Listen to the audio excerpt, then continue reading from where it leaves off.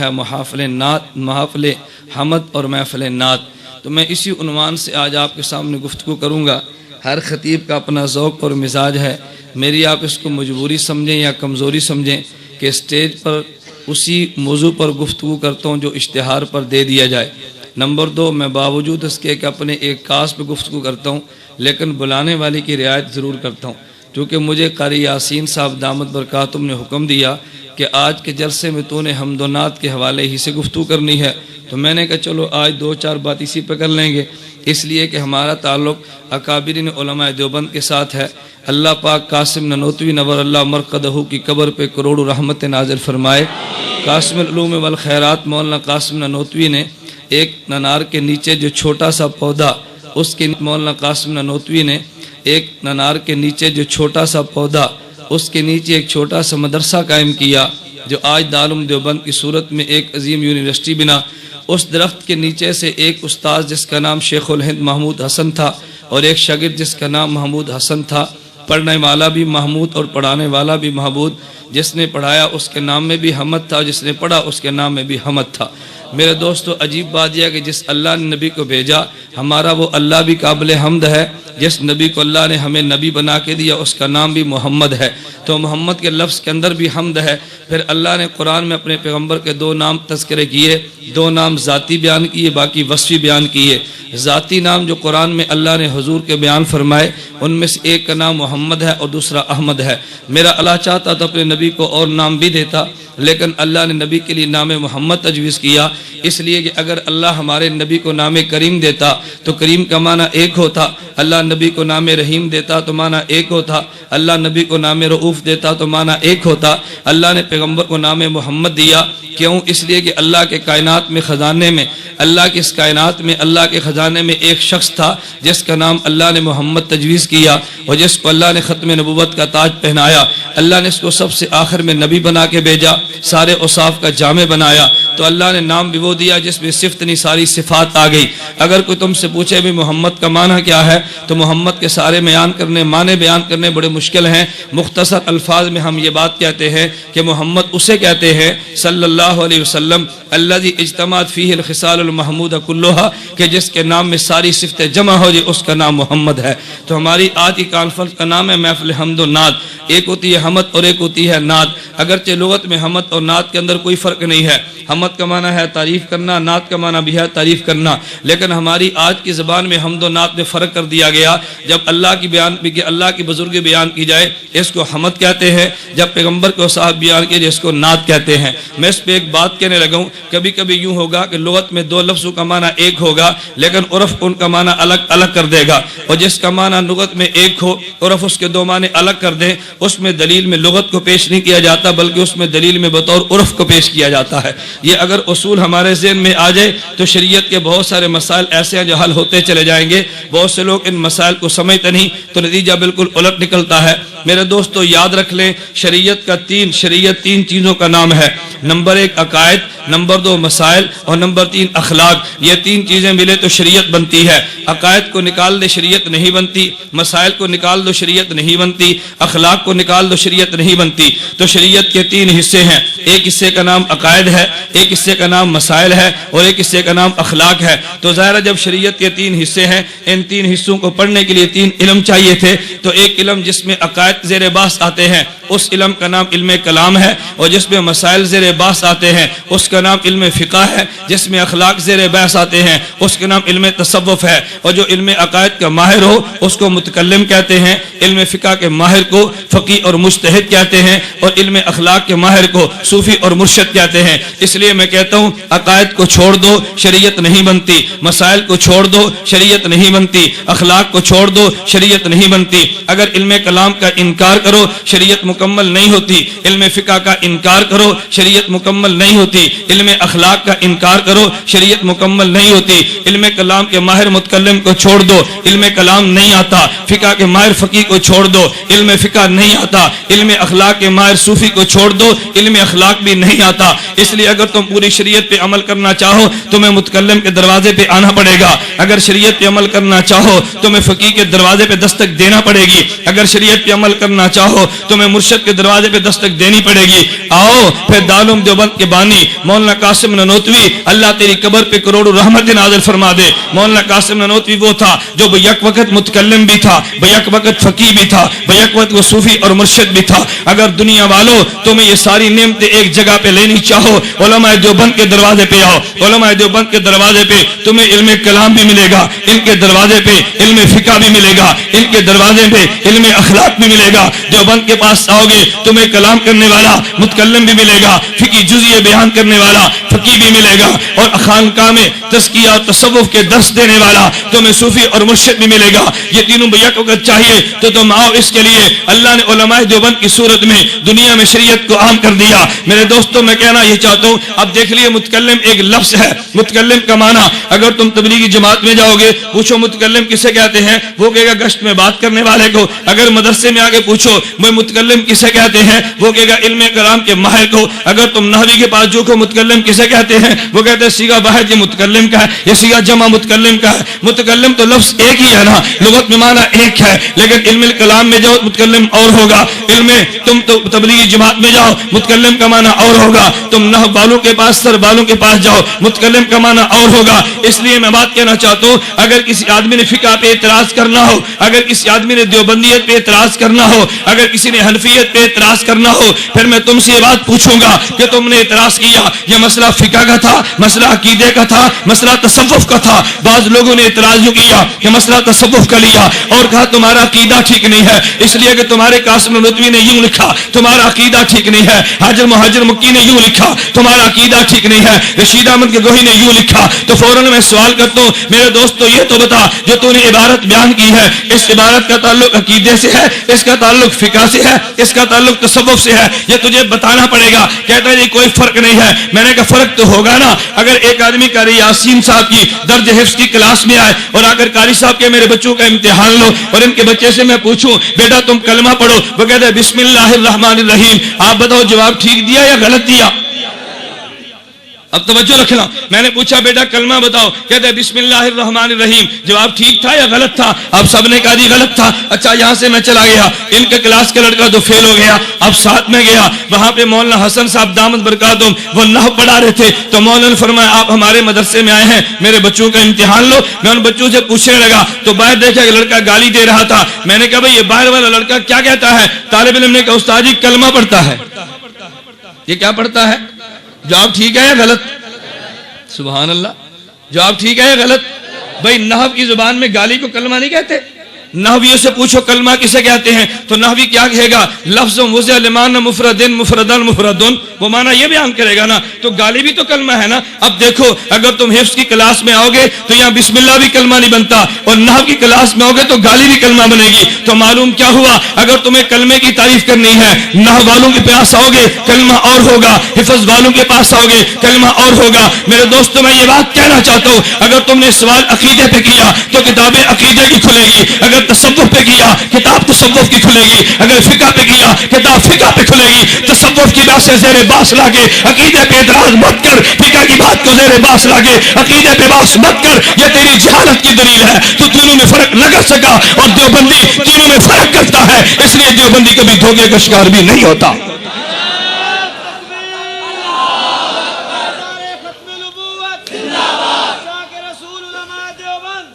میرے دوست بات سمجھو, میں نے بات سمجھانی ہے. اب نتیجہ کیا نکلا, جب علوم تین قسم کے ہوئے, علماء تین قسم کے ہوئے, تو کتابیں تین قسم کی آئیں گی نا. اب ہمارے یہاں اس دور میں ایک مسئلہ چلا, بعض لوگوں نے کہا جی محفل اس نے قرات منعقد کراؤ, بعضوں نے کہا جی غلط ہے بدعت ہے یہ منعقد نہیں کرانی چاہیے, کسی نے کہا جی محفل حمد نعت منعقد کرا دو, دوسرے کو جوش چڑھا کہتے ہیں بدعت ہے یہ نعت خوانی تم نے کہاں سے نکالی ہے, ارے تمہارے نعت خوانی شروع کر دی ہے, تمہارے عقیدے برباد ہو گئے. میں نے کہا تو کیسا کم عقل آدمی ہے, اگر نعت خوانی کو تو نے غلط کہنا تھا تو میں تو اس سے یہ پوچھوں گا کہ نعت خوانی کرانا یہ عقیدے کا مسئلہ ہے یا فقہ کا, یہ عقیدے کا تعلق ہے یا فقہ کا, اس کا تعلق تصوف سے یا عقیدے سے ہے. اگر نعت خوانی کرانا اس کا تعلق عقیدے سے ہے تو بات عقیدے پہ لا, اگر اس کا تعلق عمل سے ہے تو بات فقہ کی لا. اگر تو نعت خوانی کو غلط کہا, اگر کفر کہتے قرآن پیش کر, اگر کفر کہتے خلاف اجماع پیش کر, اگر کفر کہتے اس کے خلاف تواتر پیش کر, اگر تو غلط کہتے کوئی دلیل لا, اگر تیرے پاس دلیل نہیں پھر دلائل مجھ سے سن, اگر تجھے دلائل نہیں آتے دلائل میں دیتا ہوں، لکھتا تو جا۔ تجھے کس نے بیان کیا کہ نعت کو منعقد کرنا یہ کفر ہے؟ تجھے کس نے کہا حمد کو بیان کرنا یہ پیغمبر کی سنت کے خلاف ہے؟ تو نے قرآن کی ایک آیت کو پڑھانا، کہتا ہے اللہ قرآن میں کہتے وما علمناہ الشعر وما ينبغي له کہ میرے پیغمبر ہم نے تجھے شعر نہیں سکھایا، شعر تیرے مناسب بھی نہیں ہے۔ میں نے کہا مانا اب قرآن تجھ پہ اترا یا مجھ پہ اترا؟ وہ فوراً کہے گا قرآن اللہ کے نبی پہ اترا۔ تو پھر میں کہنا یہ چاہوں گا جب قرآن نبی پہ اترا تو شرع بھی نبی کرے گا۔ میں قرآن نبی کا مانتا ہوں، شرع نبی کی مانتا ہوں، تیرا قرآن بھی نہیں مانتا، تیری شرع بھی نہیں مانتا۔ اللہ کے پیغمبر سے پوچھنا نبی نے شعر کے بارے میں کون سے جملے کہے، پیغمبر سے پوچھنا پیغمبر نے شاعروں کو پسند کیا یا نہیں کیا۔ میرے نبی سے پوچھنا چاہیے تو کون ہوتا ہے؟ یہی اعتراض ہم نے قادیانی پہ کیا۔ ہمارا جھگڑا مرزا قادیانی سے کیا تھا؟ مرزا قادیانی کہنے لگا میں آخری نبی ہوں، ہم نے کہا نہیں نہیں آخری نبی وہ تھا۔ مرزا قادیانی کہتے نہیں نہیں آخری نبی میں ہوں، ہم نے کہا قرآن پڑھ ما کان محمد ابا احد من رجالکم ولکن رسول اللہ وخاتم النبیین۔ مرزا قادیانی کہتے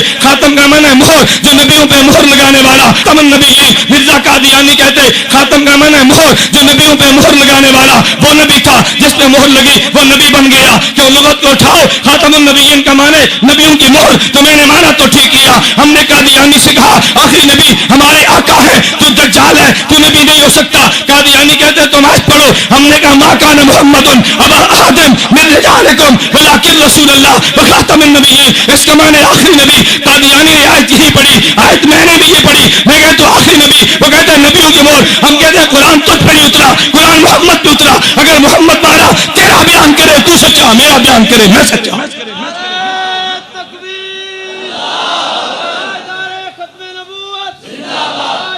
ختم نبوت، تاجدار ختم نبوت۔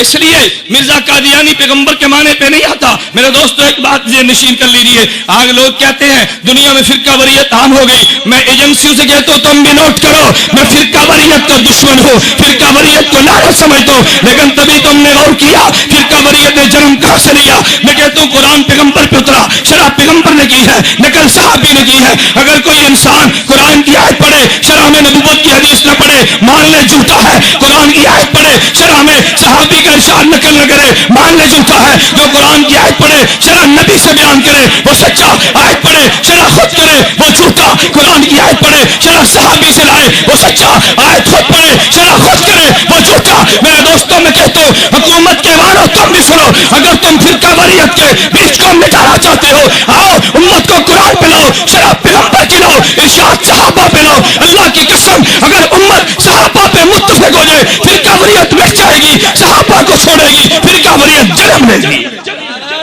تکبیر، تاجدار ختم نبوت، عظمت صحابہ۔ مٹاؤ فرقہ واریت کو۔ کون فرقہ واریت چاہتے؟ ہم بھی چاہتے ہیں فرقہ واریت کو مٹا ڈالو، لیکن مٹانے کے لیے طریقہ وہ اختیار کرو جو میرے پیغمبر نے اختیار کیا۔ نبی سے فرمایا نا کہ میری امت میں فرقے ہوں گے، وہ جہنم میں جائیں گے، ایک جنت میں جائے گا۔ حضور جنت میں جانے والا کون سا ہوگا؟ فرمایا معنی نہیں ہے وہ صحابی جو بات میری کہے پوچھے صحابی سے، حدیث میری بیان کرے پوچھے صحابی سے۔ اگر حدیث نبی کی بیان کرے شرع صحابی کا عمل بیان نہ کرے وہ فرقہ واریت کا بیج بوتا ہے، اور جو پیغمبر کی حدیث بیان کر کے شرع صحابی سے لائے وہ فرقہ واریت کو مٹا کے رکھتا ہے۔ دعا کرو اللہ ہمیں پیغمبر کے ارشاد کو صحابہ سے سمجھنے کی توفیق عطا فرمائے۔ تو نے پڑھا نا قرآن کی آیت کو؟ اچھا میرا سوال یہ ہے لاہور کے مسلمانوں تم یہ بتاؤ یہ ممکن ہے قرآن کو چھوڑ کے نبی کو چھوڑ کے؟ نہیں ہو سکتا۔ اگر ہوا تو تیری عقل میں فطور ہے، اگر ہوا تیرے دماغ میں فطور ہے، تو نہیں سمجھا۔ قرآن کہتے ہیں وما علمناہ الشعر وما ينبغي له، میں نے شعر تجھے نہیں سکھایا، محمد تیری شان کے لائق بھی نہیں ہے۔ اللہ کے نبی سے پوچھو تو رسول اللہ نے کہا ان من الشعر الحکمہ۔ عبداللہ بن مسعود کہتے ہیں ان من الشعر الحکمہ۔ میرے دوستو سنو عبداللہ بن مسعود کون تھا؟ معمولی آدمی نہیں تھا، حضرت امام اعظم ابو حنیفہ اس کے استاد کا نام حماد تھا، حماد کے استاد کا نام اسود اور علقمہ تھا، ان کے استاد کا نام عبداللہ بن مسعود تھا، عبداللہ بن مسعود کا نام حضرت رسول اللہ تھا۔ صحابہ سارے میرے سر کا تاج ہے، صحابہ سارے میرا ایمان ہے، صحابہ سارے حجت ہے، لیکن ہر صحابی کی اپنی شان ہے۔ صداقت میں ابو بکر نرالا، عدالت میں فاروق نرالا، شجاعت میں علی نرالے، سخاوت میں عثمان نرالا، سیاست میں معاویہ نرالا، کتابت میں زید یہ نرالا، امانت میں ابو عبیدہ یہ نرالا۔ میں مانتا ہوں لیکن ایک بات میں عبداللہ بن مسعود نرالا ہے، خدا کی قسم 1,24,000 صحابہ میں سے عبداللہ بن مسعود وہ تنہا صحابی جس کا نام لے کے پیغمبر نے کہا ما حدثکم ابن مسعود فصدقوہ، جو حدیث عبداللہ بن مسعود بیان کرے سچا ضرور مان لینا۔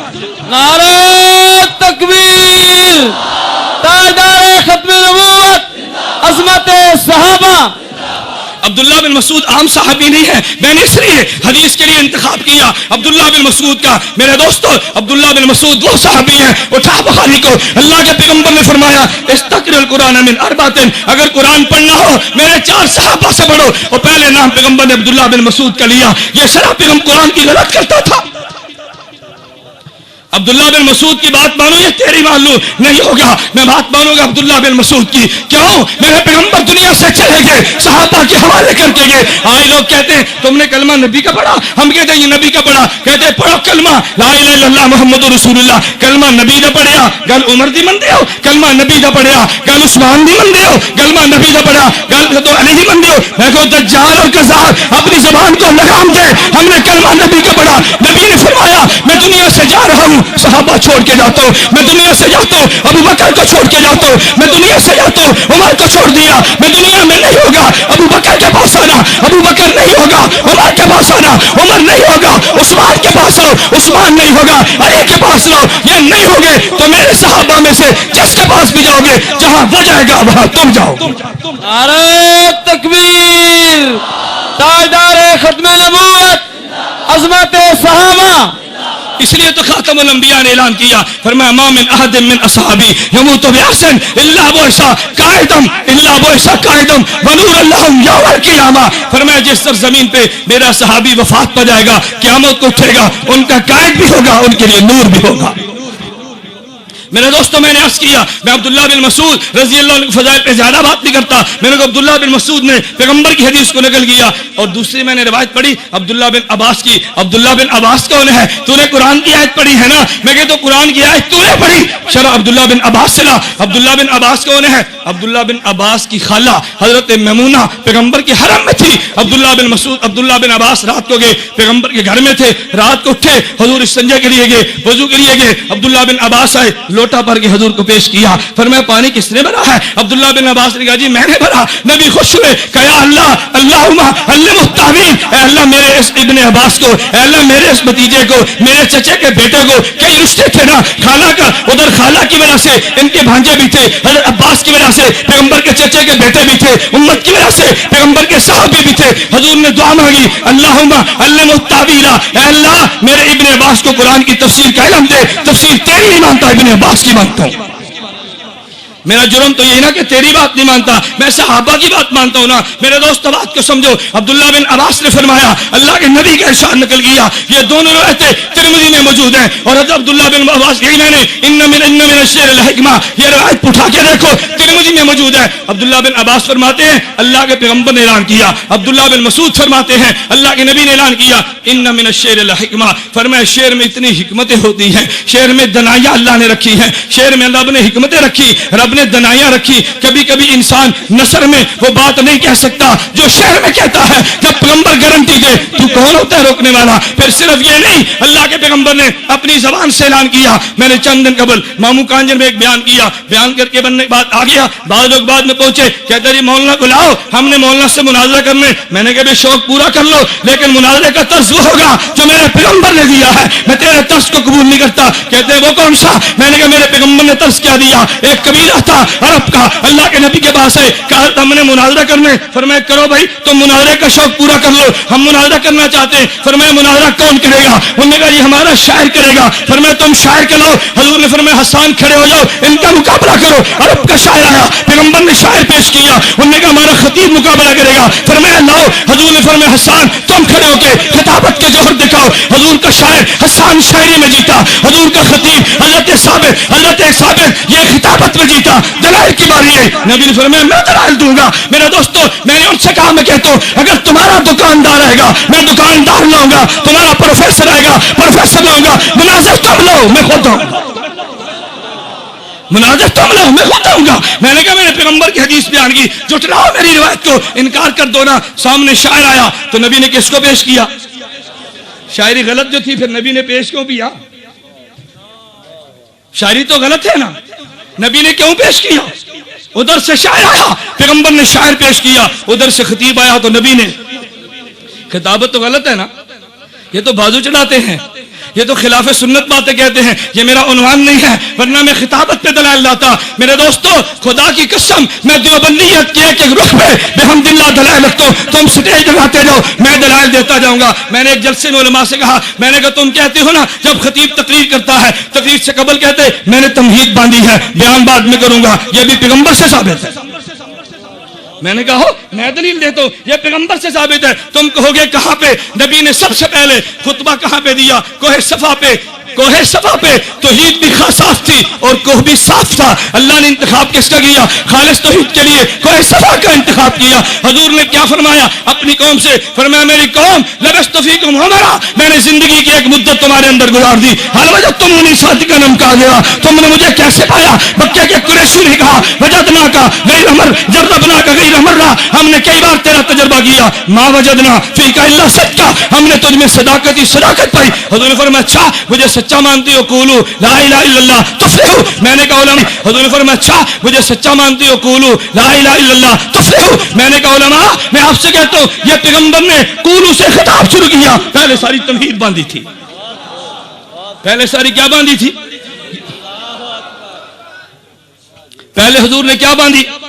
لبثت فیکم عمرا حال وجدتمونی صادقا کاذبا، انہوں نے کہا جربنا کا غیر مرہ ما وجدنا فیک الا صدقا۔ تمہید کسے کہتے ہیں؟ تمہید المقدمات کا نام ہے، سامع المقدمات کو مان اگلی تقریر تسلیم کر لیتا ہے۔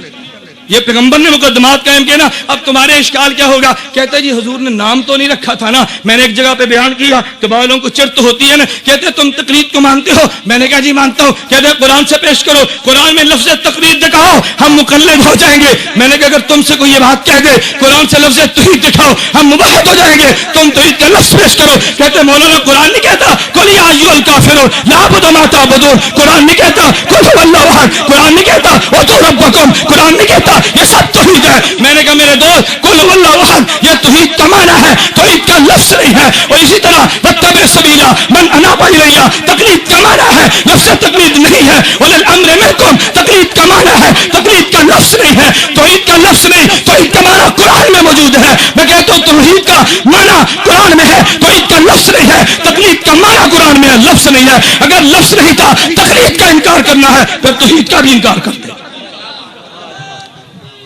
پھر انکار کرتے، پھر ساری باتوں کا انکار کرتے۔ نہیں میرے دوستو میرا عنوان نہیں، میں نے جو بات عرض کرنی ہے وہ سمجھے۔ میں نے کہا رب نے قرآن میں اعلان کیا تجھے سمجھ میں نہیں آیا، میں نے محمد سے سمجھا صلی اللہ علیہ وسلم، مجھے سمجھ آ گیا۔ اللہ کے پیغمبر نے فرمایا ان من الشعر حکمہ، ارے شعر میں بڑی دانائی ہے، اللہ کے پیغمبر نے فرمایا۔ اور میرے دوستو یہ پرانے قصے تو میں لاؤں گا، ضمناً بات آ گئی، آپ نے سنا ہوگا حکیم الامت مولانا اشرف علی تھانوی اللہ اس کی قبر پہ کروڑ رحمت نازل فرمائے، حضرت کی خدمت میں خواجہ عزیز مرزوق کتنا بڑا شخص تھا، ڈپٹی کلیکٹر تھا، حضرت کے دربار میں آیا، سب کو چھوڑ گیا۔ ایک مرتبہ حضرت کی خانقاہ میں تھے، کوئی خلاف مزاج جملہ کہہ دیا، حضرت ناراض ہو گئے، فرمایا بھی خواجہ کو خانقاہ سے باہر نکالو۔ اس وقت ہمارے صوفیہ کے ہاں سب سے بڑی سزا یہ تھی مرید کو باہر نکال دو، یہ مرید کے لیے موت تھی کیونکہ مرید سچا تھا نا، فرمایا بولنا چھوڑ دو، مرید کے لیے موت تھی، فرمایا عزیز الرسول کو باہر نکالو، حضرت کو باہر نکال دیا۔ خواجہ صاحب بھی تو خواجہ تھے نا، حضرت تھانوی کے تربیت یافتہ تھے، تھانوی سے انہیں تصوف کو پڑھا تھا، اپنے نفس کو مارا تھا، اصلاح کی تھی۔ خواجہ باہر نکلے، خانقاہ سے باہر گئے، خانقاہ سے باہر فٹ پاتھ تھا، اپنے بستر کو لگایا، وہاں لیٹ گئے، ایک پرچی پہ شعر لکھا اندر بھیج دیا۔ اب شعر کیا تھا سمجھو، کیا شعر میں دنائیاں اللہ نے رکھی ہیں۔ خواجہ عزیز الرسول نے پرچی پہ شعر لکھا، فرمایا وقف سجدہ ہے جبی میرا، اب کیا پوچھنا، آسمان میرا زمین میری، تو در نہ کھولے گا میں در نہ چھوڑوں گا، حکومت اپنی اپنی کہیں تیری کہیں میری، حکومت اپنی اپنی کہیں تیری کہیں میری، وقف سجدہ ہے جمی میری، آسمان میرا زمین میری۔ آئے ہے عجیب بات کی، کہتے ہیں تو در نہ کھولے گا میں در نہ چھوڑوں گا، حکومت اپنی اپنی کہیں تیری کہیں میری۔ فرمایا خواجہ صاحب کو اندر لے آؤ، خواجہ صاحب کو اندر لے آؤ، حکمتیں تو رکھی ہیں لیکن کسی کو نہ آئے اس کا نقصان میرا نہیں، نقصان تیری عقل کا ہے۔ میں دوستوں کو بھی واقعہ سناتا ہوں، اللہ دنائی دے عورتوں کو بھی دے دی۔ آپ نے سنا ہوگا نا ابو حمزہ ایک عرب تھا، ابو حمزہ ایک عرب تھا، یہ شاعر تھا، اس کے ہاں بیوی تھی، اس کی بیوی کے ہاں بچے پیدا نہیں ہوتے، یعنی نرینہ اولاد نہیں تھی، اس کے ہاں ایک بیٹی، دوسری بیٹی، تین بیٹیاں، چار بیٹیاں پیدا ہوئی۔ ابو حمزہ نے ارادہ کیا اپنی بیوی کو طلاق دے دوں، کیوں میری بیوی کے ہاں مردر بچہ جو پیدا نہیں ہوتا، ہمارے ہاں بھی بس کم عقل لوگ اس بنیاد پہ بیوی کو मनहूस समझते हैं कि बीवी के बतन से ननीना औलाद पैदा नहीं होती। वो भी बेवकूफ था, उसने बीवी से अलग होने का इरादा किया, तलाक देने का अज़म कर लिया, अपने घर में नहीं आता, किसी दोस्त के ठहरा। बीवी ने सोचा मेरा खामिद अबू हमजा मेरे घर में क्यों नहीं आता, बड़ी परेशान हुई। उसने सोचा, एक नतीजे पर पहुंची कि चूंकि मेरे पेट से लड़के पैदा नहीं होते, लड़कियां पैदा होती हैं। अबू हमजा नाला हो गया। उसने अरबी में शेर लिखे, और शेर लिख के अबू हमजा को भेजे, लाहौर के मुसलमानों उस औरत की दनाई पे नाश करो। अल्लाह ने कितनी अकल उसको अता फरमाई थी। उसने शेर लिखे, कहते माले अबी हमजा था लायातीना गस्बानो अल्लाह नरदल बनीना तल्लाह माज़ालिका फी अहदीना नहनु कल अर्ज़े लिज़ारिना इन्नहा नाखुज़ु मा उतीना नुम्बितु माज़ारहु फीना। उसने अजीब बात देखी, अबू हमजा से कहने लगी, कहते माले अबी हमजा था लायातीना, अबू हमजा को क्या हो गया, हमारे पास आता ही नहीं है। गस्बानो अल्लाह नरदल बनीना, वो नाराज हो गया, मेरे यहाँ बेटा नहीं होता। तल्लाह माज़ालिका फी अहदीना, अल्लाह की कसम ये मेरे बस में नहीं है। नहनु कल अर्ज़े लिज़ारिना, मेरी मिसाल जमीन की है, तेरी मिसाल किसान की है। नाखुज़ु मा उतीना, जमीन में बीज वही आता है जो किसान डालता है। नुम्बितु माज़ारहु फीना, जमीन से बीज वही निकलता है जो किसान ने डाला होता है। उसने कहा कसूर तेरा या मेरा है। मेरे दोस्त अबू हमजा ने कहा मुझे माफ कर दे, मुझसे गलती हो गई, मैं गलती पर था। एक शेर पढ़ाना, क्या पलट के रख दी। अल्लाह के पैगंबर ने फरमाया इन्न मिन अश्शेर ल हिकमा, हिकमत है, शेर में दनाई है, लेकिन उनको दनाई मिलती है जिनके सर में अकल हो। उनको दनाई मिलती है जिनके सर में अकल हो तो सही ना, और जिसके सर में अकल ना हो और जानवरों की तरह घूमता फिरे, इसको दनाई कभी नहीं मिला करती। इसको शेरों से भी नहीं मिलती, पैगंबर के इरशाद से भी नहीं मिलती, अल्लाह के कुरान से भी नहीं मिलती, और सहाबा से न मिली तो क्या हुआ, अइम्मा से न मिली तो क्या हुआ। मेरे दोस्तों मैंने अर्ज किया ये शेर पढ़ना ये पैगंबर की सुन्नत है। आप कहोगे जी वो कैसे, पैगंबर की सुन्नत तो शेर पढ़ना नहीं है। मैं कहता हूं तो सुन्नत का माना नहीं जानता। अगर तू सुन्नत का माना जानता होता तो पैगंबर की सुन्नत पे कभी एतराज न करता। मेरे दोस्तों मैं तुमसे पूछता हूं, अगर कोई आदमी आपसे पूछे मौलवी साहब अजान देना सुन्नत है, आप क्या जवाब दोगे? बोलिए भाई, अजान देना सुन्नत है। हुजूर ने कितनी बार पढ़ी? बाजमात नमाज के लिए तकबीर पढ़ना सुन्नत है, नबी ने कितनी बार पढ़ी? तो सुन्नत कैसे बनी? अगर नबी के हुक्म से सहाबी अजान पढ़े वो सुन्नत, नबी के हुक्म से सहाबी क़यामत कहे वो सुन्नत, तो नबी के हुक्म से सहाबी शेर पढ़े भी शेर भी सुन्नत होगा, फिर शेर भी सुन्नत होगा ना। हाँ तुझे नहीं आते मैं सुनाऊंगा, तुझे कसीदे नहीं आते मैं पढ़ूंगा। सहाबा ने पढ़े, नबी के हुक्म से पढ़े, ये पैगंबर ने पढ़े हैं। मेरे दोस्तों लेकर मैंने अर्ज किया, एक है हमद एक है नात। पहले मैं हमद सुनाता हूं फिर नात सुनो। और हमद की किसकी? मेरे दोस्तों तेरी और मेरी नहीं, मैं हमद लाता हूं अल्लाह के नबियों की। हमद बयान की है इब्राहिम खलीलुल्लाह ने, हमद बयान की है मूसा कलीमुल्लाह ने, हमद बयान की है ईसा रूहुल्लाह ने, हमद बयान की है मोहम्मद रसूलुल्लाह ने। और लिखने वाला कौन है? ज़रकानी। उठाना कुतुब हदीस को, इमाम ज़रकानी कहते हैं इब्राहिम ने अल्लाह की हमद को बयान किया। इब्राहिम ने हमद को बयान करते यूं कहा अल्हम्दुलिल्लाहिल्लज़ी इत्तखज़नी खलीला, अल्लाह तेरा शुक्र है तूने मुझे अपना खलील बना लिया। व अतानी मुल्कन अज़ीमा, अल्लाह तेरा शुक्र है तूने मुझे अजीम मुल्क अता कर दिया। अल्लाह तेरा शुक्र है वजाल उम्मती कानत युतम बिही, तूने मुझे उम्मत का मुक्तदा बना दिया। व अनक़ज़नी मिनन नार, मुझे नार से बचा लिया। वजालहा अलैया बर्दम व सलामा, तूने आग को मुझे ठंडा कर दिया। इब्राहिम ने हमद बयान की। बाद में कौन आए? हज़रत मूसा। मूसा ने हमद बयान की। अल्लाह की हमद को बयान करते हुए हज़रत मूसा ने कहा अल्हम्दुलिल्लाहिल्लज़ी कल्लमनी तकलीमा, अल्लाह तेरा शुक्र है तूने मुझसे कलाम किया। वजाला हलाका फिर वजाला हलाका आले फिरौन व बनी इसराइल अला यदी, अल्लाह तेरा शुक्र है बनी इसराइल को आबाद किया, तूने आले फिरौन को हलाक किया मेरे हाथ पे किया। वजाला मिन उम्मती कौमें यहदून बिल हक़ व बिही यहतदून, तूने मेरी उम्मत में एक कौम पैदा की है जो हिदायत पे चलती है, हिदायत के साथ इंसाफ करती है। हज़रत दाऊद उठे, अल्लाह की हमद बयान की। हज़रत दाऊद ने कहा अल्हम्दुलिल्लाहिल्लज़ी सखरा लिर्रियाह, अल्लाह तेरा शुक्र है तूने अल्लाह अल्हम्दुलिल्लाहिल्लज़ी आतानी मुल्कन अज़ीमा, अल्लाह तेरा शुक्र है तूने मुझे अजीम मुल्क अता कर दिया। अल्लाह तेरा शुक्र है अल्लाह मनी ज़बूरा, तूने मुझे ज़बूर दी है। अलानी अल हदीदा, मेरे हाथ पे लोहे को नरम कर दिया। अल्लाह तेरा शुक्र है वसखरा लियल जिबाल युसब्बिहना वत्तैर, तूने पहाड़ों को मेरे साथ मिला दिया। अल्लाह तूने परिंदों को मेरे साथ मिला दिया। व आतानी अल हिकमता व फसल अल खिताब, तूने हिकमत दी है तूने खिताब दिया।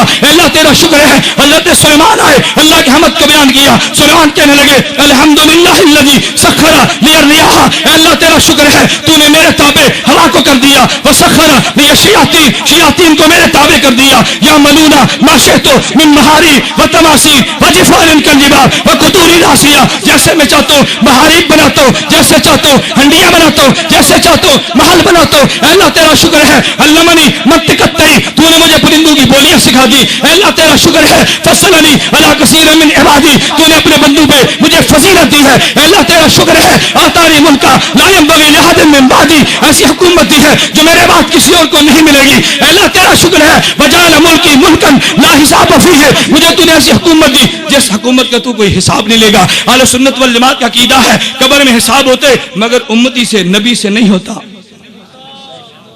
अहले सुन्नत वल जमात का अकीदा कब्र में हिसाब होते किसका? बोलिए किसका?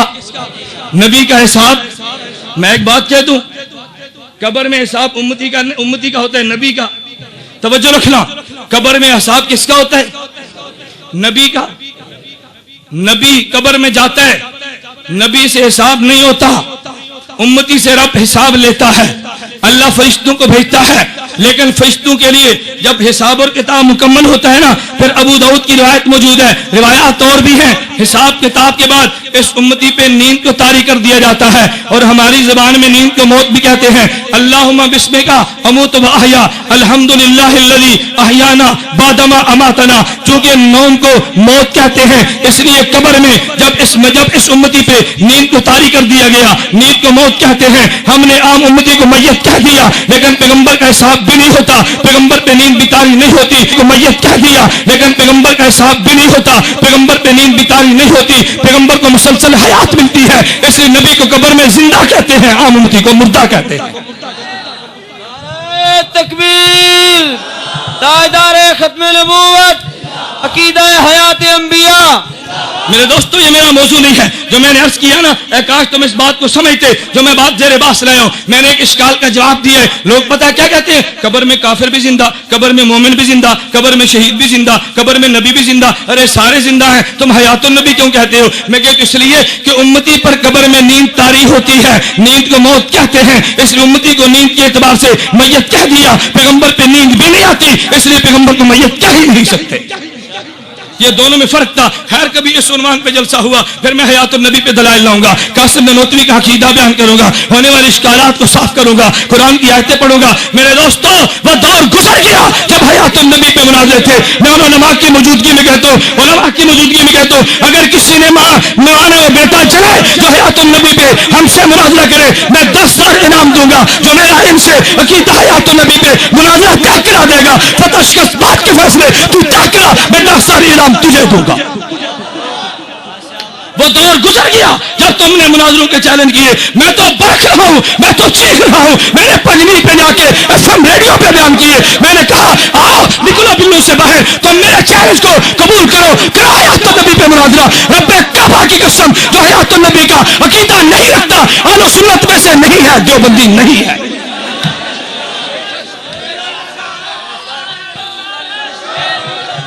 नारे तकबीर, ताजदारे खत्म नबूवत, अहले सुन्नत वल जमात उलमाए देवबंद, अकीदा हयातुन नबी।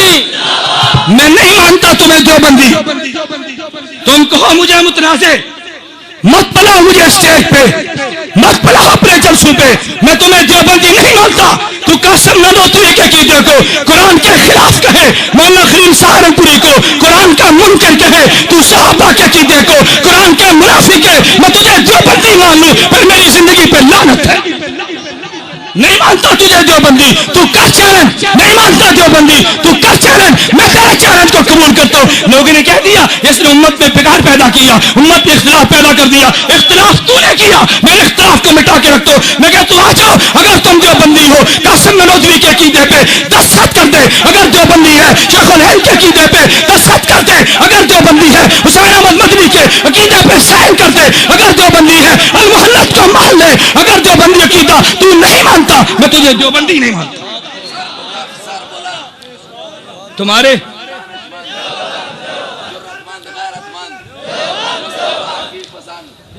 तुम्हारे रंग उतरते हैं तो उतरने दो। हमने बड़ा अरसा गालियां खाई हैं, हमने बड़ा अरसा तुमसे गालियां खाई हैं। मैं इसलिए बार बार कहता हूं अकीदा बयान कर, बड़े जोर से बयान कर, तुझे हक हासिल है। मेरे काबिर के खिलाफ जबान दराजी मत करना, मैं तेरी जबान को खींचूंगा और जरा से खींच लूंगा, तू जबान दराजी करके दिखा। कोई बात है? جس کا جی چاہے دیوبندیت کو بھونک دے، جس کا جی چاہے دیوبندیت کو بھونک دے، پوری امت کے محسن، پوری امت کا محسن اس کو تو بھونکے، تیری زبان کو میں لگام دوں گا، اللہ نے چاہا تو جرأت اور طاقت سے دوں گا۔ چیلنج قبول کرو۔ میں نے علماء کی موجودگی میں کہا، میں دوڑا تو نہیں ہوں، میں نے کہا جو انعام جو رکھا ہے میں اس کو 10,000 انعام دوں گا، تم انعام لو۔ یہ انعام ان کے لیے تو نہیں ہے، تم لو۔ کیوں نہیں لیتے انعام کو؟ لو انعام۔ وہ دور گزر گیا، اب واپس گہر لگے ہیں، واپس بحمداللہ تعالی۔ وقت آنے پہ میں لاؤں گا رپورٹیں تمہارے سامنے۔ میں نے دوستوں سے کہا نا، کہتے دیوبندی اہل حدیث ہو گئے، اہل حدیث ہو گئے۔ مولانا معذرت کے ساتھ اب محسوس مت کرو، ان قریب وہ سیڑھیاں میڈیا پر آئیں گی، کتنے اہل حدیث دیوبندی بنے ہیں۔ 2 سیڑھیاں آ گئی ہیں مارکیٹ میں، اب آپ گنتے چلے جاؤ۔ وہ بیک گیئر لگ گیا۔ میں نے آج بھی، یا مولانا سے موجود ہے، میں نے آج بھی ایک غیر مقلدین کی مناظر سے فون پہ کہا، میں نے کہا میرے دوست میں تمہیں مشورے دیتا ہوں، تم عقیدہ بیان کرو، تمہیں حق ہے، مسئلہ بیان کرو، تمہیں حق ہے، اپنے مسائل پھیلاؤ، تمہیں حق ہے، میرے کعبے کو گالیاں مت دو، تم مسائل بیان کرو، میں مسئلہ بیان کروں گا، تم دلیل دو، میں دلیل لاؤں گا۔ اکابر کو گالیاں دو گے، میں گالی نہیں دوں گا، تیری زبان روک دوں گا۔ گالی نہیں دوں گا، میں بول جاؤ، میں گالیاں نہیں دوں گا، میں یہ نہیں ہوگا تمہیں گالیاں دوں، لیکن تمہاری زبان کو روکوں گا انشاءاللہ۔ اور میں رب نے چاہا میں روک کر تمہیں دکھاؤں گا۔ موت حیات کا مالک رب ہے، جو دن زندگی رب نے رکھ دی ہے وہ کوئی نہیں چھین سکتا۔ موت رکھ دی ہے، کوئی زندگی نہیں دے سکتا، لیکن رب نے چاہا جن اکابر کا کھایا میں ان کا دفاع انشاءاللہ کر دوں گا انشاءاللہ۔ تم دیکھو کیسے دفاع نہیں ہوتا، کوئی بات ہے۔ خیر میرے دوستوں، میں نے عرض کیا عنوان بدل جائے گا، میں نے اتنی بات عرض کی تھی نا، آپ بات کو سمجھیں۔ میں نے عرض کیا میرے پیغمبر پہ قرآن اترا، میرے پیغمبر نے سنت کا مسئلہ بیان کیا نا، تو اگر شاعری پیغمبر نے سنی ہے تو تجھے بھی سنت کہہ دینی چاہیے۔ میرے دوستوں میں بات کو مختصر کرتا ہوں، آئیے پیغمبر کی تاریخ پڑھیں، پیغمبر کی سیرت پڑھیں، صحابہ کی مرویات کو پڑھیں، کیا پیغمبر نے سنا ہے یا نہیں؟ میں حمد بیان کر رہا تھا زرقانی کے حوالے سے، جو اللہ کے نبیوں نے بیان کی ہے۔ حضرت عیسیٰ نے حمد کو بیان کیا، حضرت عیسیٰ فرمان لگے الحمدللہ جعلنی کلمہ، میں اس اللہ کا شکر ادا کرتا ہوں جس رب نے مجھے کلمہ کن سے پیدا کیا، وجعل مثلی مثل آدم خلقہ من تراب ثم قال له کن فیکون۔ اللہ نے مجھے یوں بنایا جیسے آدم کو کن سے بنایا، جیسے آدم کا باپ نہیں تھا تو میرا بھی باپ نہیں ہے۔ عیسیٰ نے کہا علمنی الکتاب والتوراۃ والانجیل، رب نے مجھے کتاب کا علم دیا، رب نے انجیل کا علم دیا، رب نے تورات کا علم دیا۔ میرے لاہور کے دوستوں، میں تمہارے علم کے لیے ایک نکتہ کے طور پہ بات کہہ دوں، حضرت عیسیٰ کے دور میں قرآن نہیں آیا تھا،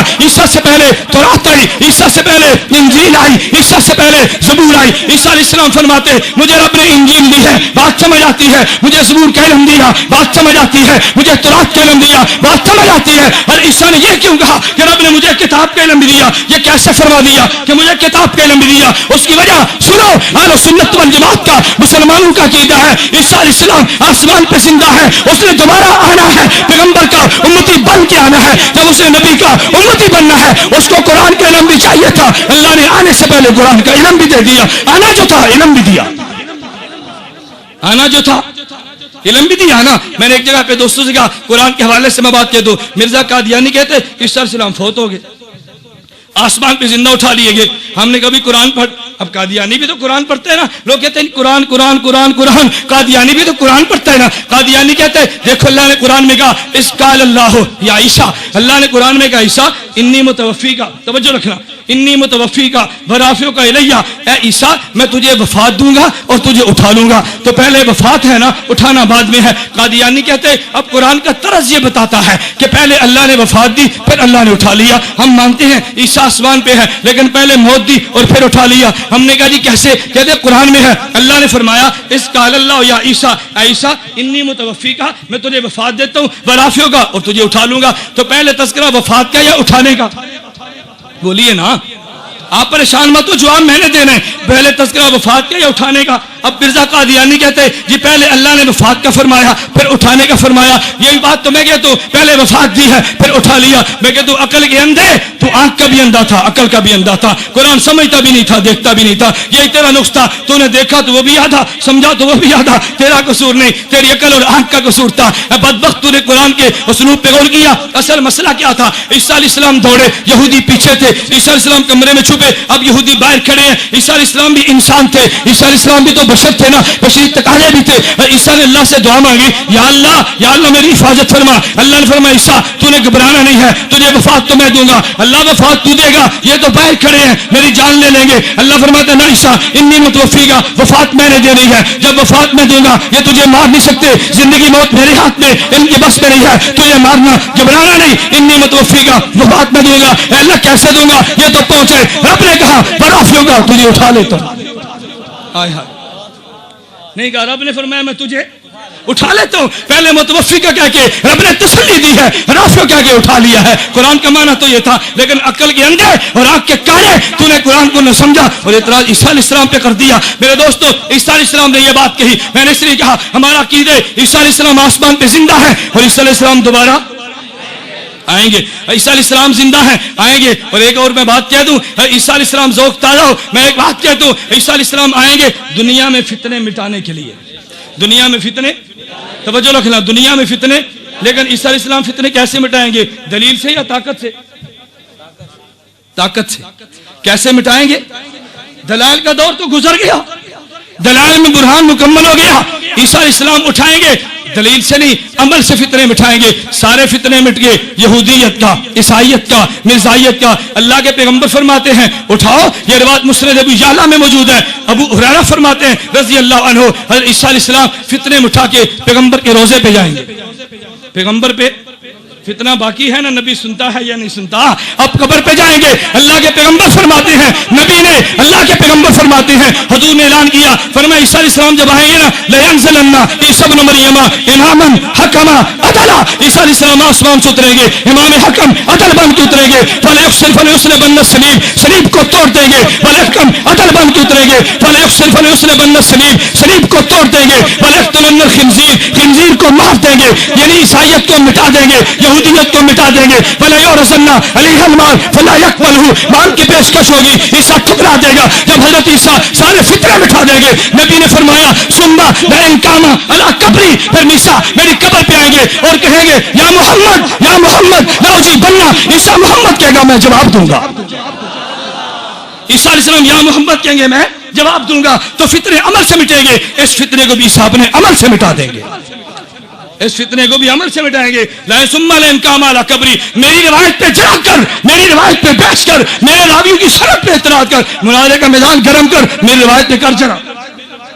آؤ نا میرے روایت پہ جڑا کرنا, میں دیکھتا ہوں میرے روایت پہ جڑا کیسے لاتے. جس راوی پہ تو نے جڑا کرنی ہے بحمداللہ میری اس روایت میں وہ راوی موجود نہیں ہے, آ تو صحیح نا, یہ مناظرے کے دن کی باتیں ہیں. میرے دوستوں میں نے عرض کیا عیسیٰ علیہ السلام آئیں گے انشاءاللہ, ہمارا اہل سنت والجماعت کا عقیدہ ہے عیسیٰ علیہ السلام آئیں گے. میں نے عرض کیا عیسیٰ نے اللہ کی حمد بیان کی ہے. عیسیٰ سے فرمانے لگے وجعلنی, اللہ تو نے مجھے معجزہ دیا, کون سا؟ ابر الاکمہ والابرص وحی الموتى باذن اللہ. عیسیٰ علیہ السلام کہنے لگے وجعلنی, اللہ تو نے مجھے معجزہ دیا کہ میں تیرے حکم سے, اللہ تو نے مجھے معجزہ دیا, میں اخلق من الطین کہیات الطیر فانفخ فیہ فیکون طیرا باذن اللہ. حمد عیسیٰ کی مکمل ہوگی. اب آئی میرے نبی کے باری, حضور نے حمد بیان کی. میرے دوستو آؤ محفل حمد منعقد کرنے والوں, پیغمبر کی حمد بھی سنو. اللہ کے پیغمبر نے حمد بیان کی, فرمایا الحمدللہ الذی ارسلنی رحمتا للعالمین وکافۃ للناس بشیرا ونذیرا وجعل امتی خیر امۃ اخرجت للناس وجعل امتی هم الاولین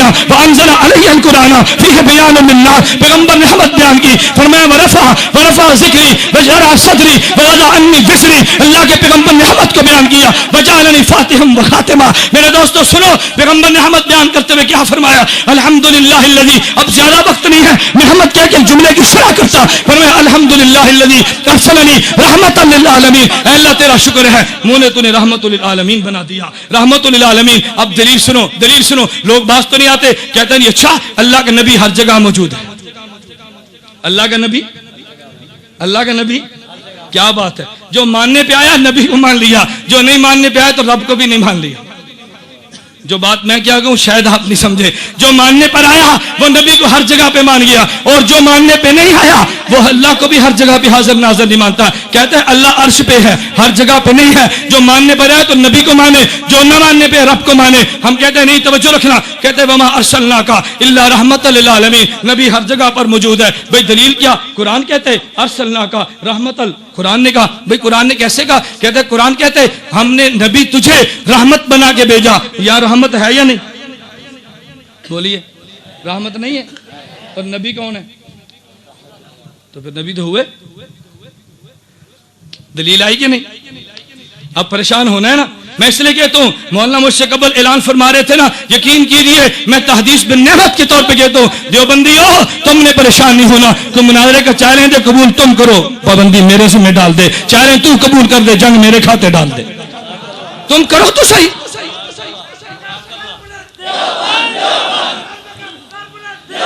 وما ارسلناک الا رحمت للعالمین. کہتے اللہ نے نبی کو رحمت بنا کے بھیجا. اچھا یہاں رحمت ہے؟ جی ہے. پھر نبی بھی ہے. میں نے کہا بہت اچھی بات ہے. اچھا میں تجھ سے سوال پوچھتا ہوں. میرا ایک سوال ہے, کیا کعبہ بیت اللہ ہے؟ کہتا ہے جی ہے. میں نے کہا یہاں بھی؟ کہتا ہے یہاں بھی. میں نے پھر کعبہ بھی یہاں پر ہے؟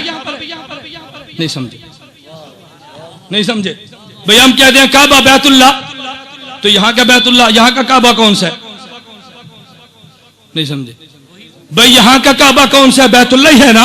اب تو نے کہا تھا نا کہ نبی رحمت ہے, تو رحمت یہاں بھی ہے, نبی یہاں بھی ہے. میں بھی کہتا ہوں کہ کعبہ بیت اللہ ہے, تو یہاں کا بھی کعبہ وہی بیت اللہ, وہاں کا بھی وہی بیت اللہ, یہاں بھی وہ وہاں بھی وہ. پھر کعبہ کو ہر جگہ مان لے. کہتے نہیں نہیں کعبہ ہے تو وہاں, لیکن رخ یہاں پہ. میں کہتا ہوں نبی وہاں پہ, رخ یہاں پہ. نہیں مانتا. میں ایک اور بات کہتا ہوں, میں مانتا ہوں پیغمبر کی رحمت یہاں پہ, پیغمبر وہاں پہ. یہ ایسا ہی ہے میرے دوستوں. آسمان پہ سورج طلوع ہوتا ہے, سورج زمین پہ نہیں ہوتا. سورج وہاں پہ, کرنیں یہاں پہ, پیغمبر وہاں پہ, رحمت یہاں پہ. تکبیر. تاجدار ختم نبوت, تاجدار ختم نبوت. یہ عجیب بات ہے ظالم, تو پیغمبر کے نور کو چاند سے بھی کم مانتا ہے, پیغمبر کی رحمت کو سورج سے کم مانتا ہے. اگر سورج وہاں پہ رہ کے کروڑوں کلومیٹروں کو روشن کر سکتا ہے, پیغمبر مدینے میں زندہ رہ کے عالم رحمت کیوں نہیں بانٹ سکتا؟ اس لیے میں کہتا ہوں سورج وہاں پہ, روشنی یہاں پہ, سورج وہاں پہ, حرارت یہاں پہ, سورج وہاں پہ, کرنیں یہاں پہ. میرا محمد روزے میں زندہ, حضور کی رحمت پوری دنیا میں موجود ہے. حضور نے مدح بیان کی, الحمدللہ الذی ارسلنی رحمت للعالمین. میں نے عرض کیا نا میں وقت کی قلت کی وجہ سے جملے کاٹ رہا ہوں, ورنہ میں ایک ایک جملے کی رب کعبہ قسم شرح بیان کرتا. حضور نے اعلان کیا, فرمایا لوگوں تم نہیں جانتے مجھے بشیرا نذیرا بنایا. یہ سب آپ نے سنا. اللہ کے پیغمبر نے آخر میں کہا وجعلنی فاتحہ و خاتمہ. فرماتے ہیں حضور نے مجھے, اللہ نے مجھے اول بھی بنایا آخر بھی بنایا. جب کوئی نہیں تھا رب نے میری روح کو پیدا کیا, جب کوئی نہیں ہوگا تب بھی میری نبوت کے چرچے ہوں گے. میں اول بھی ہوں, مجھے آخر بھی ہوں. اللہ کے پیغمبر اول بھی تھے, اللہ کے پیغمبر آخر بھی تھے. مجھے اس پہ قصہ یاد آیا. مولانا قاسم نانوتوی اللہ اس کی قبر پہ کروڑوں رحمت نازل فرمائے. مباحثہ شاہ جہان پور تھا, مناظرہ طے ہوا. مناظرہ کس سے تھا؟ آریہ ہندو سے. مولانا قاسم نانوتوی دارالعلوم دیوبند سے چلے مناظرے کے لیے, شاہ جہان پور میں پہنچے. مباحثے کے لیے ہندو آریہ پنڈت آئے. مولانا قاسم نانوتوی سے کہا حضرت آپ بڑے ہیں, آپ بزرگ ہیں, آپ مناظر ہیں, آپ سرتاج ہمارے, آپ شیر پہ تشریف لائیے, آپ اپنے دلائل پہلے دے, ہم دلائل بعد میں دیں گے. مولانا فرمایا نہیں نہیں نہیں, دلائل تم پہلے دو, میں دلائل بعد میں دوں گا. ہندو کہنے لگا حضرت آپ پہلے آئے, آپ بڑے ہیں. فرمایا تم نہیں جانتے میں نے اس نبی کا کلمہ پڑھا جو آخری نبی ہے, میری باری بھی بعد میں ہے, تم پہلے میں بعد میں آؤں گا. ہندو پنڈت کہنے لگے حضرت نہیں نہیں, ہم نے دلائل سے بات رہی, ہمارے ہاتھ کو دیکھیے, آپ بڑے ہیں, ہم برکت کے لیے کہتے ہیں, آپ تشریف لائیں, پہلے گفتگو آپ کریں, ہم بات میں کریں گے. مولانا قاسم نانوتوی فرمانے لگے, عجیب جملہ فرمایا. فرمایا چلو میں تمہاری مان لیتا ہوں, کچھ تقریر تھوڑی سی پہلے کرتا ہوں, تھوڑی سی بات میں کروں گا, اس لیے کہ میں نے اس نبی کا کلمہ پڑھا جو اول بھی ہے آخر بھی ہے, میرا پہلے بھی حق, میرا بعد میں بھی حق. ہندو پنڈت کہنے لگا حضرت ہاتھ کو دیکھے, ہم دلائل سے بات نہیں کرتے, ہم نے تو برکت کے لیے کہا, آپ بزرگ ہیں, ہماری بات کو مان لیجیے. مولانا فرمایا ارے ظالم گدھے, تو میری بات کو سمجھا نہیں ہے, میں تجھے موقع دینا چاہتا تھا, تو گفتگو کر لے. قاسم نانوتوی پیغمبر کو امتی جب سٹیج پہ بات کرے گا وہ اول بھی ہوگی وہ آخر بھی ہوگی. میری گفتگو کے بعد تو دلیل نہیں دے گا, جو دلیل تو نے بعد میں دینی ہے میں پہلے توڑ دوں گا. میں نے موقع دیا, تم دلائل دو, تو میری بات کو نہیں سمجھے نا. آؤ پھر قاسم نانوتوی آتا ہے. مولانا اسٹیج پہ آئے, 3 گھنٹے فلسفی ذات بالعرش کے حوالے سے اللہ کے وجود پہ دلائل دیے, اور بندروں کے بنائے ہوئے بتوں کے دلائل کو ختم کر دیے. مولانا جب دلائل دے رہے تھے 3 گھنٹے دلائل دیے. دلائل کے بعد ہندو پنڈت کھڑا نہیں ہوا, ہندو سالس موجود تھا, اس نے کھڑے ہو کے قاسم نانوتوی رحمہ اللہ کی فتح کا اعلان کیا, اور ساتھ جملہ کہا, کہتا ہے لوگوں آج قاسم نانوتوی نہیں بولتا تھا, انسان کی زبان پہ الہام کا فرشتہ بولتا. نعرہ تکبیر. تاجدار ختم نبوت قاسم العلوم والخیرات حضرت نانوتوی. پھر مولانا مولانا قاسم نانوتوی رحمہ اللہ تعالیٰ جیت کے میدان مناظرہ کو مار گیا. نیچے اترے دیوبندی فرزند تھے نا, ہندو پنڈت پھر آئے, ایک حملہ اور کیا. پنڈت تھے نا, حملہ تو کرنا تھا. میرے دوستو یاد رکھنا, شیطان دو حملے کرتا ہے. نمبر ایک, کوئی آدمی نیک عمل نہ کرے, اگر نیک عمل کر لے اس کو ضائع کر دے. پہلا حملہ شیطان کا کامیاب نہ ہوا, قاسم نانوتوی عمل کر گیا, اب دوسرا حملہ کیا, اس کے عمل کو برباد کر دوں. ہندو پنڈت آئے, کہنے لگے مولانا ہماری, اللہ اکبر, ہندو پنڈت نے کیسی گیم کھیلی. کہتے مولانا افسوس کیا مسلمانوں میں قاسم نانوتوی ہیں, اگر آپ ہندو میں ہوتے نا, آج آپ کے بت بنا کے دلی کے چوک چوک پہ تمہاری پوجا کی جاتی, مسلمان نے تیری قدر نہیں کی. مجھے کہہ دے تو میں نے کہا گل تو سچی ہے, قدر نہیں کی, میرے مرن تو بعد رونا ہے, جینیاں دو بندی قدر نہیں کرتے, میں نے تو بھول جانا تھا, وہ تو قاسم نانوتوی تھا. فرمانے لگے اس ہندو پنڈت نے کیا کہا, کہتے مولانا اگر تم ہندو کے اندر ہوتے تو دلی کے چوک چوراہے پہ تمہارے بت بنا کے پوجا کی جاتی, مسلمان تمہاری قدر نہیں کرتا. مولانا قاسم نانوتوی فرمانے لگے, فرمایا ہندوؤں تمہارے اندر قاسم ہوتا جو کوئی نہیں, ایک جنے تم ان کے بت بنا کے پوجتے ہو. میرے محمد کی ختم نبوت کے سلے میں گلی گلی قاسم نانوتوی رہتے, کس کس کے بت بنا کے مسلمان پوجے گا. سر بکف سر بلند, فضل خدا بند, مصطفیٰ کو پسند. میرے دوستوں میں نے عرض کیا مولانا قاسم نانوتوی تھا, تواضع میں ساری بات کو ختم کر گیا اور میدان یہ بھی جیت گیا وہ بھی جیت گیا. میرے دوستوں میں عرض کرنے لگو یہ حمد وہ جیت تھی, اللہ کے نبیوں نے بیان کی. میں نے زرقانی کا حوالہ کیا, جاؤ اپنے گھروں میں جا کے کتب حدیث کو کھنگالو کہ ہمارے مناظر نے حوالے غلط تو نہیں دیے, کی بات غلط تو نہیں کی ہے, حمد میں غلطیاں تو بیان نہیں کی ہے. جو غلطی نکلے پھر مجھے بھی آپ نوٹ فرما دیں, میں اپنی اصلاح کر دوں گا. میں اگلی بات کرنے لگوں, یہی اللہ کے پیغمبر تھے. ابو سفیان نے ابھی کلمہ نہیں پڑھا, اللہ کے نبی بھی مذمت میں قصیدہ پڑھا. حضور آئے, مسلم شریف جلد نمبر 2 صفحہ نمبر 300 پہ روایت موجود ہے. اللہ کے پیغمبر نے حسان کو بلایا, فرمایا حسان آؤ تم سے کام ہے. حسان نے پوچھا حضرت وہ کون سا کام اس سے, فرمایا تم نہیں جانتے, آج میری مذمت میں ابو سفیان نے شعر پڑھے, اس میں حسان میرا جی چاہتے اس کا جواب دے, لیکن ایک بات کو یاد رکھنا, یہ ابو سفیان اور میرا اوپر جا کے نسب ملتا ہے, نسب کا خیال کر. لیکن ایک بات کو یاد رکھنا, یہ ابو سفیان اور میرا اوپر جا کے نسب ملتا ہے, نسب کا خیال کرنا. حضرت ابو بکر کے پاس جا, ان سے نسب کو سیکھ کرا. حسان نے واپس آئے کہ حضرت میں نے سب کو سیکھ لیا, مجھے اجازت دے, میں حضرت ابو مجھے اجازت دے میں قصیدے کا جواب دوں. فرمایا اجازت ہے. حسان نے کہا یا رسول اللہ میں آپ کو نسب کو ابو سفیان کے نسب سے یوں الگ کر دوں گا جیسے بال کو آٹے سے الگ کیا جاتے, مجھے اجازت دیجیے. پیغمبر نے اجازت دی. حسان کھڑے ہوئے, اب کفار کو چیلنج کر کے حسان کہنے لگے حجوت محمدا برا تقیا, حجوت محمدا فاجبت عنہ وعند اللہ فی ذاک الجزاء, حجوت محمدا برا تقیا رسول اللہ شیمت الوفاء, فإن ابی وبالتی وعزی بعز محمد منکم بقاء, سکنت بنیتی علم تروها, سکنت بنیتی علم تروها, تصير لك من كنفي كداء, جبارين الأئمة مسعدات, جبارين الأئمة مسعدات على أكتاف الأسر الزماء, تذل جيادنا متمترات تلتمهن بالخمر النساء, فإن آرس عنا تمنى وكان الفتو من كشف الغطاء, وإلا فاصبر لسراب جام يعز الله فيه من يشاء, وقال الله قد أرسلت عبدا يقول الحق ليس به خفاء, وقال الله قد أرسلت جندا هم الأنصار ورزتهم لقاء, يلاقي كل يوم من معد قتال أو سباب أو هجاء, فمن يهجو رسول الله منكم ويمده وينصره الصباح, فإن جبريل رسول الله فينا روح القدس ليس له كفاء. پیغمبر نے قصیدہ سنا, پیغمبر نے بشارت دی ہے. کون کہتا ہے نبی نے قصیدہ پسند نہیں کیا, میدان احد تھا, پیغمبر موجود تھے, صحابہ پیغمبر کو جرمٹ میں لے کے لڑ رہے تھے. حضرت طلحہ بن عبید اللہ پیغمبر کے صحابی, کان من العشرۃ المبشرہ بالجنہ, نبی نے نام لے کے جنت کی بشارت دی ہے. حضرت جابر کہتے ہیں طلحہ گزر رہے تھے, پیغمبر نے فرمایا من سرہ ان ينظر الى شہید یمشی علی وجه الارض فلینظر الى طلحہ, جو چاہتا ہے زندہ شہید کو زمین پہ چلتا دیکھے میرے طلحہ کو دیکھ لے.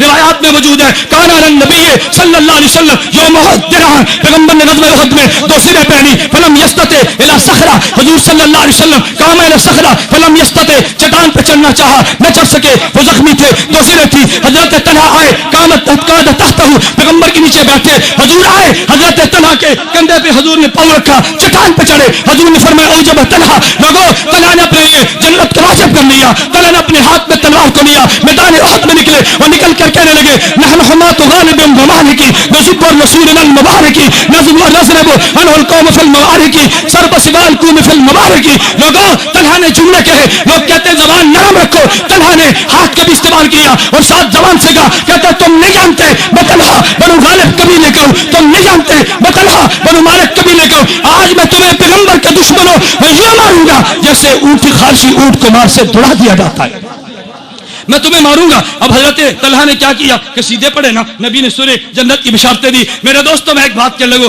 یہ طلحہ تھے، میدان احد سے واپس آئے، کتنے زخمی تھے، ہاتھ چھلی ہو گیا، پیغمبر کے دفاع میں ہاتھ مارا گیا۔ جب طلحہ آئے نا، حضور نے فرمایا حسان میرا جی یہ چاہتا ہے طلحہ کا استقبال کر، میرا جی چاہتا ہے طلحہ کا۔ اب حسان استقبال جو پڑھنا تھا وہ کیسے کرنا تھا کون نہیں جانتا۔ حضرت طلحہ آئے، پیغمبر موجود تھے، استقبال کرنے لگے۔ حسان نے کہا ہائے ہائے، حسان نے جملہ کہا حضرت طلحہ کے آنے پہ حسان کہنے لگے لوگوں تم نہیں جانتے وطلحۃ یوم الشیب آسا محمدہ، وطلحۃ یوم الشیب آسا محمدہ الفی ساعۃ ذاقت علیہ وشکتی یقیہ بکفیہ رماہ واسلما اشاجہ تحت السیوف فشلتی وکان امام الناس الا محمدہ، وکان امام الناس الا محمدہ اقام اسلام حتی تکلتی، وقت کی قلت کی وجہ سے میں ترجمہ چھوڑتا ہوں۔ حضرت طلحہ کی شان میں حسان نے قصیدے پڑھے۔ میرے دوستو میں ایک بات کہتا ہوں، اللہ کی قسم جو بندیت کے اسٹینڈ پہ میں ببانے دول کہتا ہوں، ابو بکر صدیق نے جو پیغمبر کا میلاد سمجھا کسی اور نے نہیں سمجھا، سب سے زیادہ پیغمبر کے میلاد کو سمجھنے والا ابو بکر صدیق تھا۔ حضور نے حسان کو کہا نا شعر پڑھو، ابو بکر کو تو نہیں کہا، نہیں سمجھے کسے فرمایا؟ ابو بکر سے تو نہیں کہا نا، لیکن حضرت ابو بکر تو پیغمبر کی منشا سمجھتے تھے نا، ابو بکر سمجھے رضی اللہ عنہ آج میرا نبی شعر سننا چاہتا ہے، حضرت ابو بکر سمجھے طلحہ کی شان میں سننا چاہتے۔ طلحہ حسان بیٹھے، ابو بکر صدیق کھڑے ہوئے، فرمایا ہاں نبی الہدا والخیل تتبعہ، ہائے ہائے۔ ابو بکر صدیق اٹھے، فرمایا ہما نبی الہدا والخیل تتبعہ حتی اذا ما لقوا ہما عن الدین، گھوڑے روند رہے تھے، طلحہ محمد کا دفاع کر رہا تھا، کہتا ضربا علی الطعن اذ ولت حماتهم والناس من بین مہدیهم ومفتونی۔ ابو بکر صدیق نے کہا یا طلحہ ابن عبید اللہ قد وجبت لک الجنان وزوجت المحارم۔ ابو بکر بیٹھے، عمر کھڑے ہو گئے، عمر سمجھے آج میرا پیغمبر شعر سننا چاہتے۔ حضرت عمر نے کہا لوگوں تم نہیں جانتے ہما نبی الہدا بالسیف منسلطا لما تولا جمیع الناس وانکسبوا۔ میرے دوستو پیغمبر کے مزاج کو دیکھ کے صدیق شعر پڑھے، پیغمبر داد دے، میں کیسے مانوں شاعری مزاج نبوت نہیں؟ ہر بات کو بریلویت کہنا چھوڑ دو، ہر بات کو بریلویت کہنا چھوڑ دو۔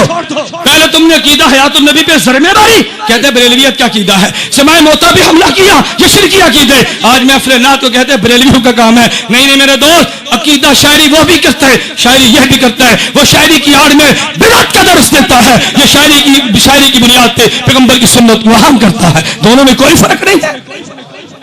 ایک آدمی شاعری دھن پر کرتا ہے، ایک آدمی شاعری ڈھول پہ کرتا ہے، ایک تپلے کی تھال پہ کرتا ہے، اور ایک آدمی پیغمبر کی اللہ کے ذکر کے ساتھ پیغمبر کی شاعری کرتا ہے، دونوں میں کوئی فرق نہیں ہے۔ یوں مت کہنا چھوڑ دو، کل کو لوگ کہہ دیں داڑھی چھوڑ دو، یہ کس کا سکھوں کام ہے، پگڑی اتار دو یہ سکھوں کا کام ہے، فلاں کام چھوڑ دو فلاں کا کام ہے۔ نہیں میرے دوستو یہ ان کا کام نہیں، یہ ہمارا کام تھا، ہم نے اپنے کام کو کیا، اب ان کی محفلیں ماند پڑ گئی۔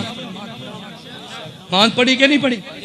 اور پڑھیں گی انشاءاللہ۔ ہماری محفل حمد و نعت پہ جو عقیدے صاف ہوتے ہیں وہاں نہیں ہوتے۔ میں اس لیے اپنے کبھی دوستوں سے کہتا ہوں کبھی محفل حمد و نعت منعقد کرانی ہو نا تو بڑے شوق سے کراؤ، لیکن محفل حمد و نعت میں نظریاتی بیانات ساتھ چلاؤ، پھر دیکھو یہ شاعری یہ نظر اور نسم جب ملتے ہیں پھر رنگینیاں کیسی آتی ہیں۔ میرے دوستو خیر میں آخری بات کہہ دوں، آپ توجہ رکھنا، یہ شاعری پیغمبر کو پسند تھی، پیغمبر نے پسند کیا، صحابہ کو داد دیا۔ میں آخر میں ایک شاعری کہنے لگا ہوں، ایک قصیدہ پڑھنے لگا ہوں، کس کے بارے میں؟ امام اعظم ابو حنیفہ کے بارے میں، اللہ اس کی قبر پہ کروڑ رحمت نازل فرمائے۔ قصیدہ کرنے والا کون تھا؟ عبداللہ بن مبارک تھا۔ قصیدہ کرنے والا کون تھا؟ دنیا کا بہت بڑا عالم تھا۔ قصیدہ کرنے والا کون تھا؟ دنیا کا بہت بڑا مجاہد تھا۔ عبداللہ بن مبارک کو ماننے والوں، عبداللہ بن مبارک کے قصیدے پڑھنے والوں، عبداللہ بن مبارک کو بطور حجت ماننے والوں، آؤ عبداللہ بن مبارک کو مانو۔ عبداللہ بن مبارک نے حضرت امام اعظم ابو حنیفہ رحمہ اللہ تعالی رحمۃ واسعہ کے بارے فرمایا، فرماتے وجدت ابا حنیفہ کل یوم یزید نبالۃ ویزید خیرا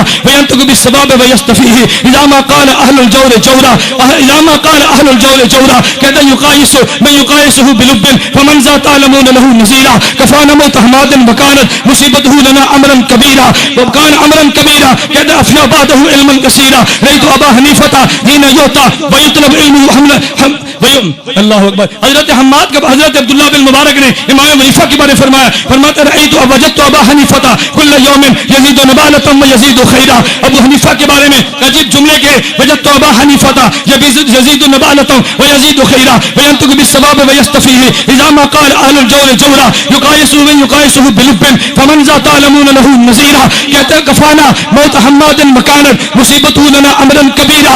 رأیت ابا حنیفہ حین یؤتی ویطلب علمه بحرا غزیرا اذا ما الموزلات تفعل اذا ما الموزلات دافعتها رجال القوم كان بها بصیرا. اور صدقہ مقابری نے ایک عجیب بات کہہ دی, صدقہ مقابری مستجاب الدعوات تھے. کہتے ہیں فلما دفن ابو حنیفہ تھا, ابو حنیفہ کو دفن کر دیا گیا قبر میں. ابو حنیفہ کے جانے کے بعد میں نے قصیدے سنے, پڑھنے والا جن ہوگا, پڑھنے والے ملائکہ ہوں گے. ابو حنیفہ کی شان میں قصیدہ انسان نہیں, جن نہیں پڑھتے. ابو حنیفہ کی شان میں قصیدے انسان نہیں, ملائکہ پڑھتے. اور مقابر یہ صدقہ مقابری کہتے ابو حنیفہ قبر میں مدفون تھے. میں حضور کے حضرت کی قبر پہ گیا, میں نے حاتف سے غیب سنی. ایک کہہ رہا تھا, کہتا لقد زان البلاد ومن علیہا امام الناس ابو حنیفہ. کہتا دنیا بھر کو ابو حنیفہ تو نے روشن کر دیا. فما بالمشرقین له نذیر ولا بالمغربین ولا بالکوفہ. تیری مثال مشرق میں نہیں, تیری مثال مغرب میں نہیں, تیری مثال شمال میں نہیں, تیری مثال جنوب میں نہیں. کہتے ابو حنیفہ ویاتیکم باسناد صحیح کآیات زبور علی الصحیفہ. ابو حنیفہ اپنے مذہب پر دلیل جو دیتا جیسے زبور پہ زبور صحیفے میں لکھی ہوئی آئے. کہتے ابو حنیفہ کون تھا؟ فمن یاخذ من الشکاک بعلم یخری کما یستنجی بلیفہ. اس نے ابو حنیفہ کو چھوڑ کے علم حاصل کرنے والوں ابو بکر پہ تان کر, ابو حنیفہ پہ طنز کر کے علم حاصل کرنے والے کی مثال تو ایسی ہے. اللہ اکبر. یہ کہنے والے کون تھے؟ ملائکہ. کہنے والے کون تھے؟ جنات. اور مثال کتنی عجیب دی ہے, مجھے نہیں سمجھ آتی میں اس مثال کا ترجمہ کیسے کر دوں. کہتے ابو حنیفہ کو علم یقین حاصل تھا اور بعض لوگوں کو شکی علم تھا. شکی علم کو لینا اور یقینی کو چھوڑ دینا یہ ایسے ہی ہے کہ جیسے آدمی پخانہ کرے اور اس تولیے سے ٹٹی صاف کرے جس سے منہ صاف کیا جاتا ہے. نہیں سمجھے؟ نہیں سمجھے؟ فرشتوں نے بڑی عجیب بات کی تھی. کہتے فرشتے کہ ابو حنیفہ کا علم یقینی تھا.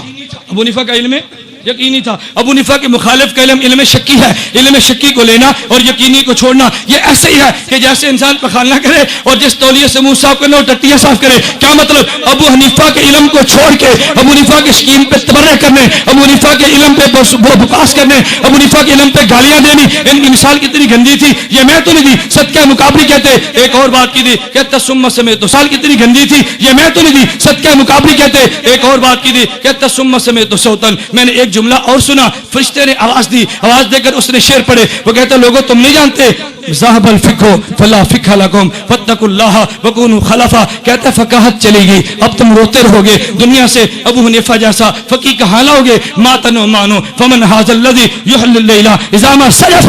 ابو حنیفہ چلا گیا جو پوری رات کو عبادت سے بیدار کیا کرتا تھا. میرے دوستو میں نے چند ایک حوالے دیے یہ بات بتانے کے لیے کہ حمد بیان کرنا یہ بھی دین ہے, نعت بیان کرنا یہ بھی دین ہے, اور اس حمد و نعت سے اپنے عقیدے کی اشاعت کرنا یہ بھی دین ہے. جو بندیوں میں آخری بات آپ سے کہوں, آخری بات بحمد اللہ تعالی یہ جو بندیت کو فخر حاصل ہے. عقیدے پر محنت جو بندیت لگی ہے, عمل پہ محنت جو بندیت لگی ہے, تصوف پہ محنت جو بندیت لگی ہے, میدان جہاد میں جو بندی ہے, مدارس میں جو بندی ہے, جو بندیت کو مٹانے والے اللہ نے چاہا خود مٹ جائیں گے. جب تک قیامت کا سورج طلوع نہیں ہوتا یہ دیوبندی زندہ رہے گا. اللہ ان کو زندہ اور تابندہ رکھے. وآخر دعوانا الحمدللہ.